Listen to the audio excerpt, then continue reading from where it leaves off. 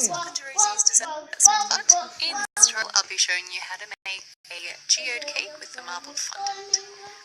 I have a 10-inch cake board, applying some buttercream so I can stick my 7-inch cake on top, filling that in some buttercream and layering on the next layer of cake. So I've used 2 cakes that are both cut in half. Then I'm pressing the excess up against the side. Apply a bit of a crumb coat to trap in any crumbs.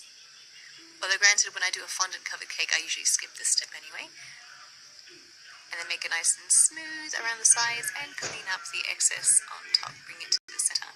Pop it into the freezer. In the meantime, we'll go on our top here.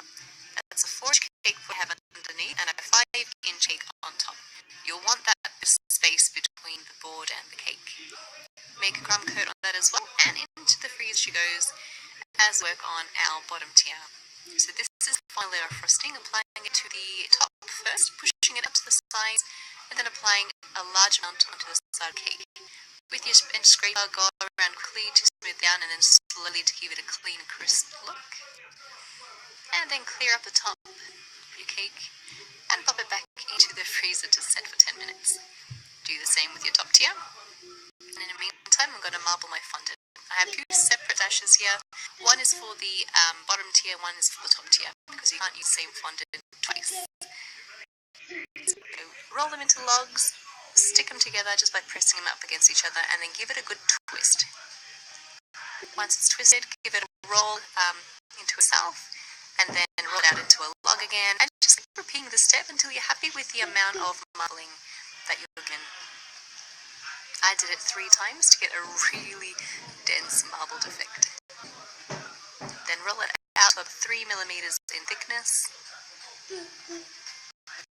and pop over your cake with a fondant smoother. Push it out near at the top and press down the sides of the cake, and then attach your fondant to your cake. Just fold out those folds that are created, and then just press it onto the cake. I'm very bad at explaining this step, but basically you just undo those folds and press them to the cake as you go around the cake.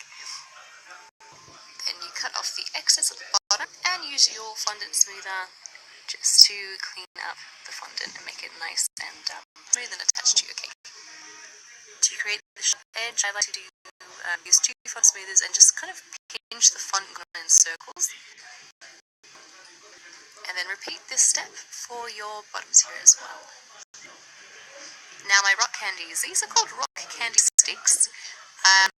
From your local shop, I just crushed them with the rolling pin, and I'm adding some red powdered colour just to create 3 different colours here, because they didn't have red. So I have white and red here. Pop some straws into the bottom tier. I use 3 straws in a triangular formation. Make sure they're nice and flush with the top of the cake, and then attach your top tier onto the cake. You can add a bit of buttercream to stick that on as well if you like. And I take a knife and I score on the cake where it is that I want to cut. So I pre-design how big that slit is going to be.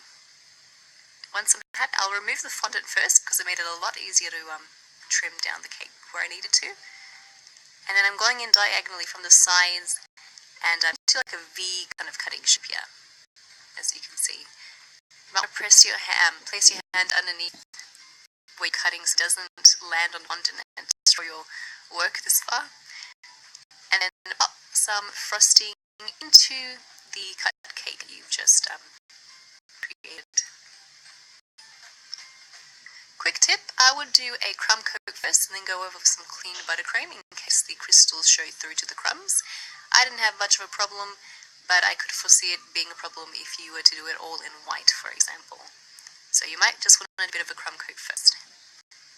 I'm lining up my darkest color right in the center, just a line, and then my pink alongside it, just around the perimeter, but I'm keeping away from the very edge of that buttercream because I want it to be white on the outside. And then fill in with your white ones all around the outside, making sure that you cover all your buttercream.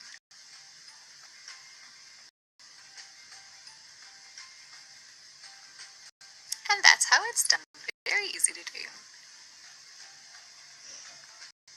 I decided I wanted to do a bit of a gold effect on marble and also along the outside of that crystal cake that we've just made. So it's not neat anyway. I literally just dabbed all the way around the outside of that design that we just did. And you can make it as thin or as thick as you want. I personally found that this kind of medium thickness looked really nice. I went over a second time to make it a little bit thicker. I also chose to do a couple of lines following the marble look, just around the cake randomly. I also tried to keep the grey colours as well, following the grey lines, because it gives you a contrast, because it's so dark against the gold.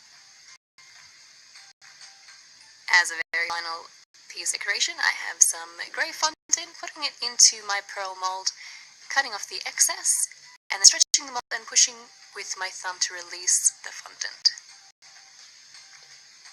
Attach it to your cake with a little bit of water, and you're done. And there we have the much requested geode/crystal cake. Thanks guys for watching. I hope you enjoyed this tutorial, and thank you very much for the time for those who wrote to me to let me know what you'd like to see. I know a lot of people wanted to know how to do the whole that marbled fondant effect. Also wanted to know how to do the crystal design, and so it's been really helpful for me because I know what to create and I know what I'm looking for, so it makes my job a lot easier. Thanks for watching, and I will catch you on Tuesday. If you like a little